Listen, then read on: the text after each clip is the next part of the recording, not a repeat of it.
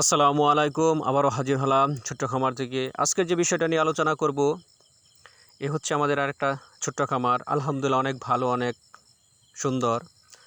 অনেক ভাই চিন্তা করতেছেন যে ভাই মুরগি পালন করার জন্য।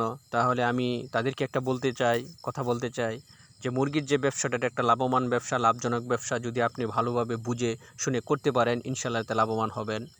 তাই যারা নতুন করে করবার চেষ্টা করতেছেন তাদেরকে আমি একটা কথাই বলবো যে ভাই, আপনি প্রথমে মুরগির উপর একটা প্রশিক্ষণ নেন। ৬ মাস থেকে ১ বছরে একটা প্রশিক্ষণ নেন। এই প্রশিক্ষণের মাধ্যমে আপনি মুরগির সম্বন্ধে অনেক কিছু জানবেন।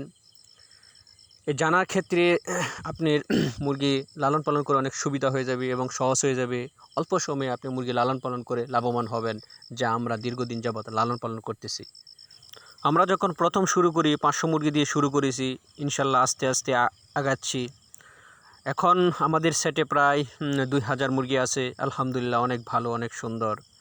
তাই আমরা মনে করতেছি যে আপনারা যদি এভাবে করতে পারেন, ইনশাআল্লাহ লাভবান হবেন। আরেকটা কথা হচ্ছে, আপনি সময় দিতে হবে, আপনি গুরুত্ব সহকারে কাজ করতে হবে। যদি এভাবে করতে পারেন, ইনশাআল্লাহ লাভবান হবেন।